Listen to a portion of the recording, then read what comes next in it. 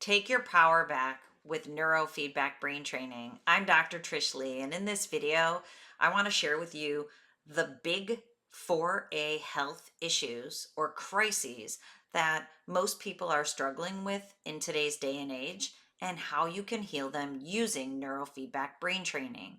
So, first, what we're going to do is break them down: anxiety, attention, arousal dysfunction, and internet addictions. Screen time makes all of them worse. So, we're going to talk about these four big A health issues. And then, secondarily, we're going to talk about how neurofeedback brain training can help them. And in doing so, I'm going to share with you the dysfunctional brain pattern at the core of each.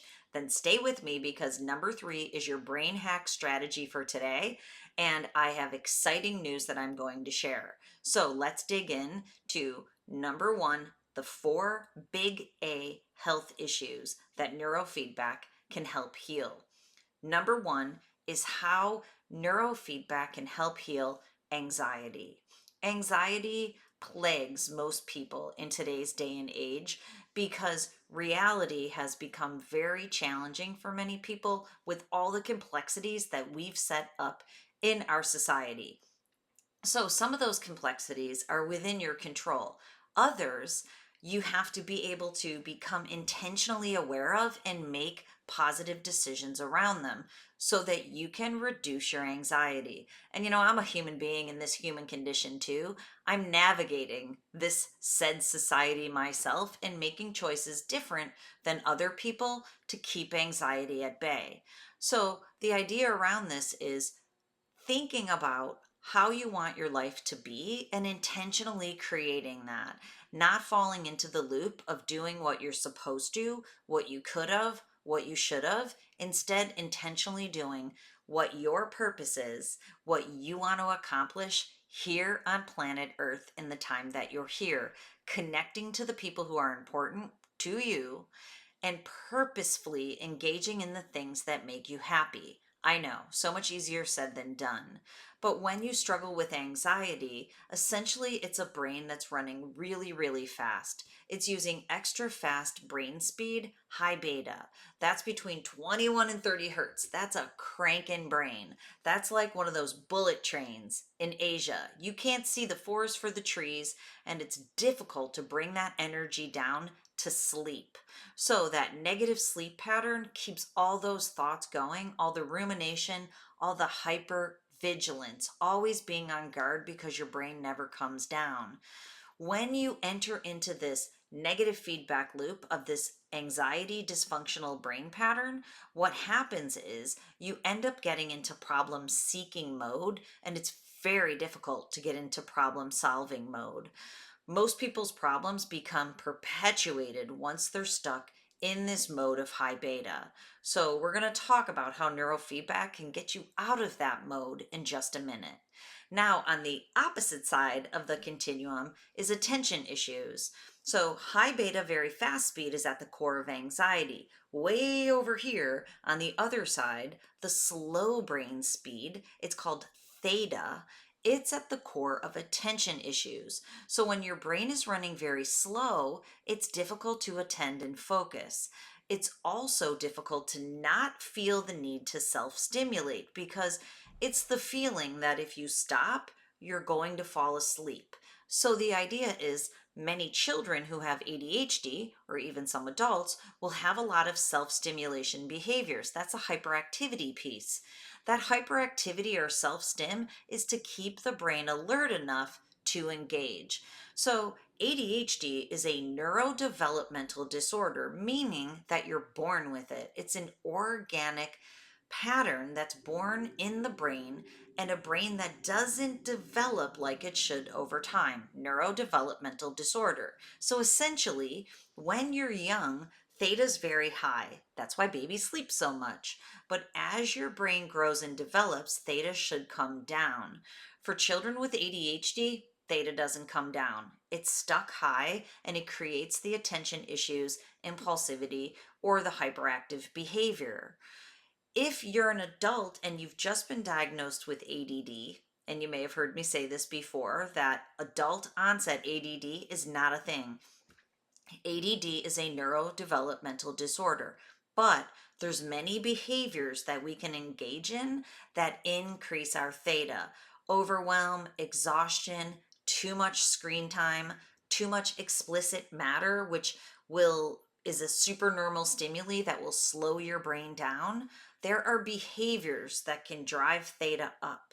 And that can make things worse for people with organic ADD or ADHD, and it can feel like adult onset ADD, and you may even have the brain pattern with too much theta, but you wouldn't have had it from birth if it's not organic ADD. Either way, it can wreak havoc on your ability to attend, focus, not be impulsive, and to be able to go into the world and be productive, healthy, and happy. So now let's move to number 3. Number 3 is arousal dysfunction. So when I use the word arousal dysfunction, I said this to someone I work with, and she's like, Dr. Trish, you're the only one who knows what you're talking about. So I'm going to lay it out here anyways, even though she said I'm the only one who can make these connections. Arousal dysfunction means that when your brain is using the green zone optimal QEEG brain map, you're able to get to the states that you want to with ease. It's like an automatic transmission. Your brain can shift into sleep. It can shift into feeling calm and peaceful. It can shift into focus. It can react or respond to a stressor, but then calm itself back down again. When it's time to be intimate with your partner, you can get to that state of being able to experience intimacy and pleasure. It is a brain that can shift through these states seamlessly. That's healthy arousal. Now, the two main ways that arousal dysfunction plays out is number 1 in sexual arousal dysfunction. And if you struggle with sexual arousal dysfunction in the brain is at the core.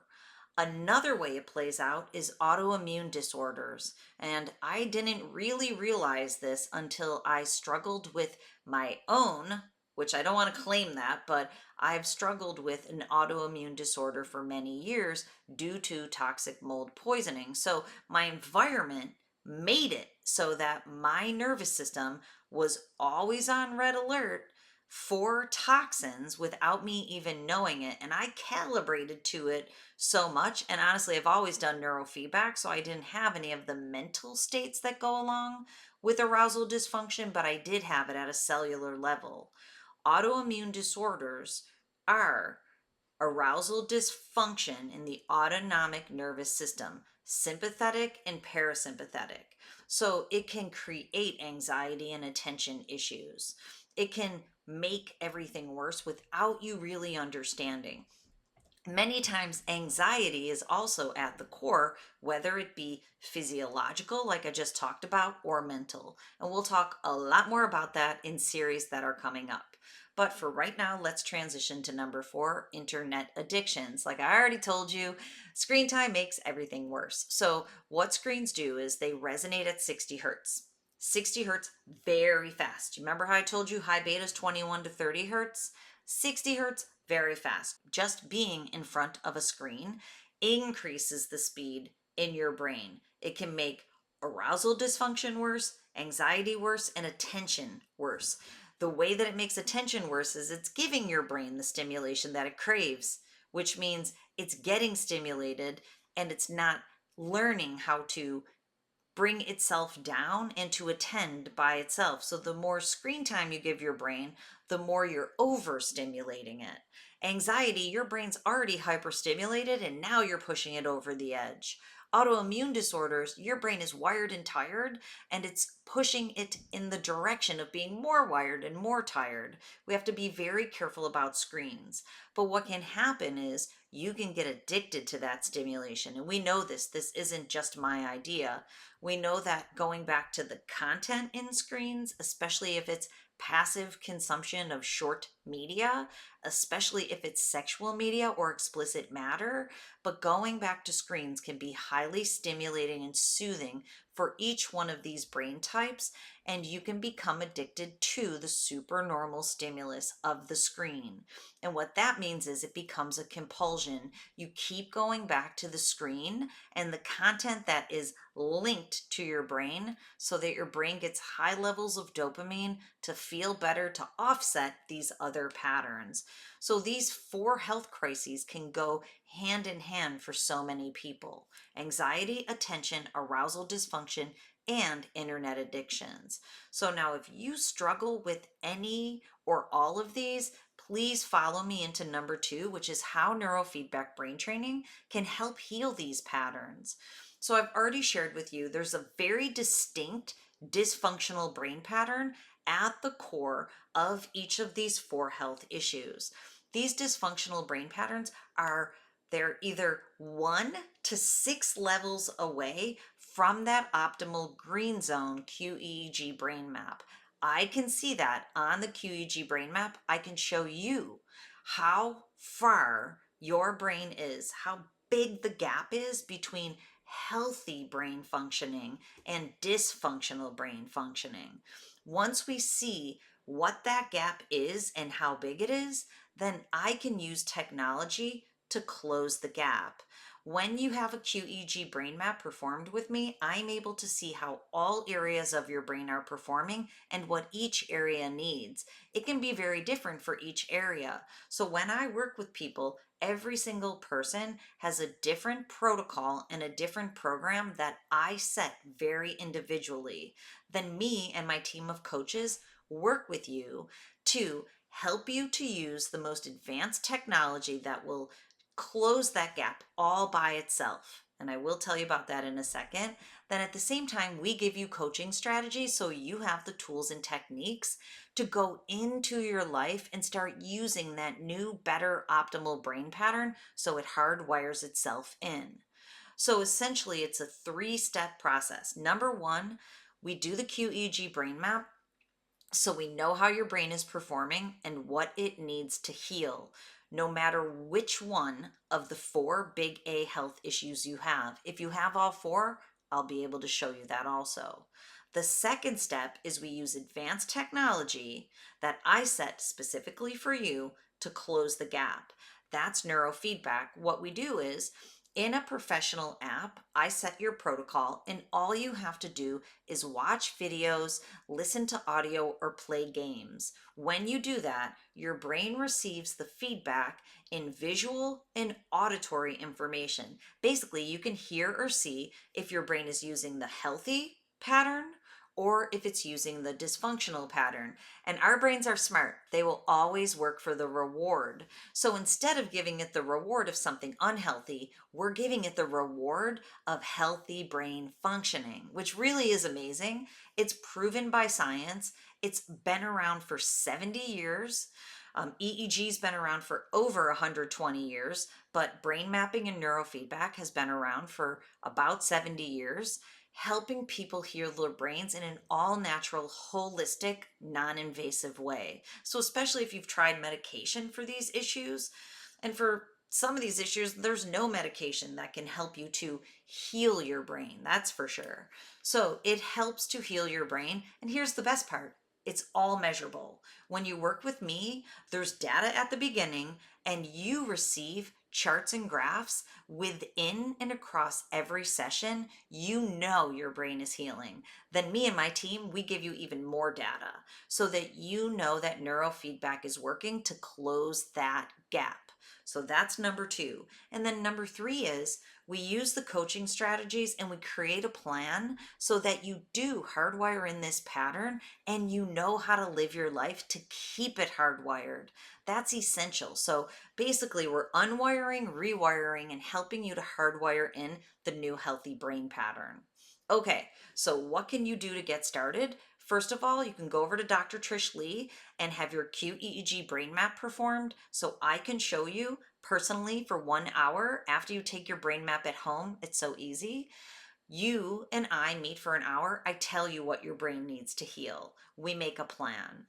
But here's the exciting news. I'm offering a new program called Brain Training 101, and it is an introductory course to brain training with meetings with my team each month, a very special topic each month so that you can learn how to train your brain at home. So if you're not able to get into a brain map, get into Brain Training 101 so we can start working together so that I can help you control your brain so it doesn't control you. So look for that because it's new and it's coming soon. Brain Training 101 with me, Dr. Trish Leigh, and my team. We can't wait to help you. All right, until next time, control your brain or it'll control you. Hopefully, I'll see you in Brain Training 101.